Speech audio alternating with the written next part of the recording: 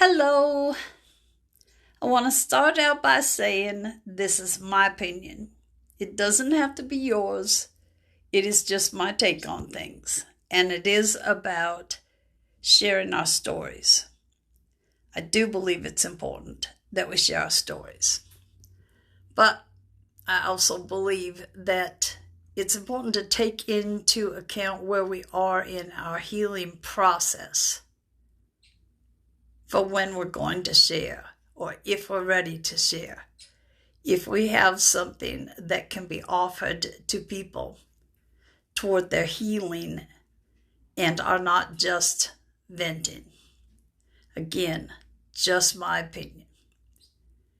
Because I have seen a lot on TikTok where people are so pissed off, so hurt. And it's understandable. And I don't think that they should be beating themselves up for that. But they're not ready to share their story because they are not ready to inspire others toward healing if they haven't taken it on themselves. Yeah, it's important to get those emotions out, but publicly telling ourselves that we're helping people by sharing our story when actually we are just venting and releasing, not the best way to go. Sorry, I'm looking at my bird who is playing with a toy I've never seen him play with. It's only my second day with him home, you guys. I'm still very fascinated. May always be. So here is the way I look at it.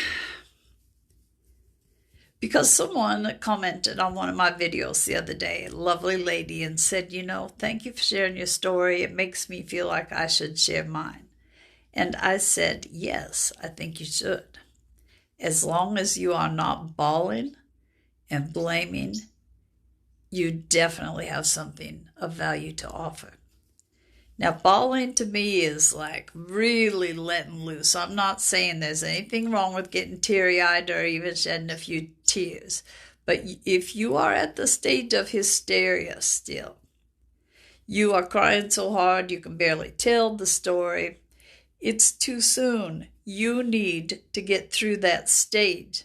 They say that we have really accomplished a good deal of our healing when we can recount our story without crying. I don't think it has to be totally without crying, but it does have to be without hysteria. And then blaming, I'm sure you know.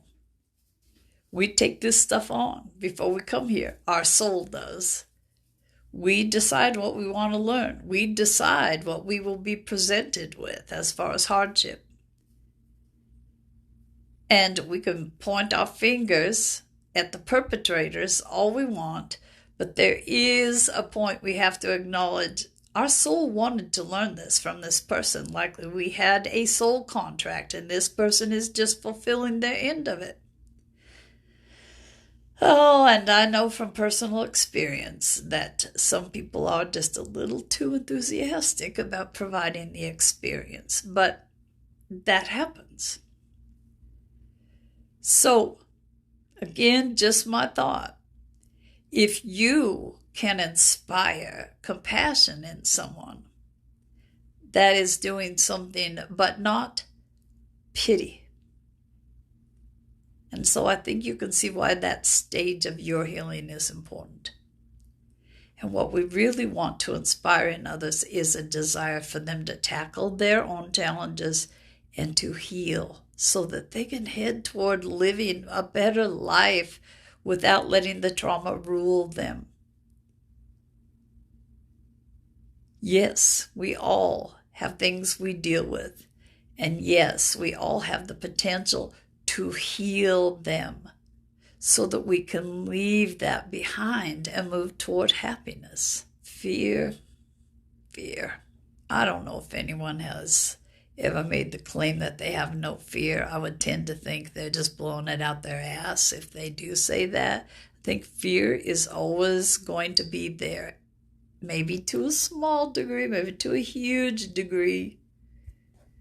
But I think that we're asking too much of ourselves to think that we have to be past all fear. Where we can get is where we go, oh shit, this scares me. And then decide we will move forward anyway. That's what courage is. That's what bravery is. But the fear is still there. It's not pretending it's not. But if you resonate with being a light worker, then you know how important it is to heal this stuff so that you can feel what you need to feel and release it and move toward a life where it's not still having a hold on you. If you're there, please do share your story of how you made it there. If you've gotten past just the pity me or I want to kill that bastard stage, and you can inspire others. Sorry, watching Bixby again. Do the inspiring. What's the point of keeping it to yourself? If you can share your story and have someone think to themselves, you know what? If she or he can do it, I can too. It looks like they found some peace, so I can too. It looks like they're moving toward a healthier way of life. I can too. Share that with people, most definitely. And you know, if you do move a little toward pitying yourself sometimes, that just means you're human. Don't hold it against yourself. If you're having a hard time healing something, tell of your struggle healing it, but make it clear that you're trying, that you're working at it. Always have compassion for yourself. That is what we need to do. Show by example to everyone else. We are human. Not everything is and I'll just snap my fingers and everything will be magically healed situation. That just isn't real life. Healing can take work, hard work. Show people that it's worth taking on the hard work. Show them how you have grown. Show them how you're happier where you are now. Show them you're a warrior. And they can be too. Just for being willing to not let this stuff drag us down and hold us back anymore. That's just my thought. Up to you. Everyone's story.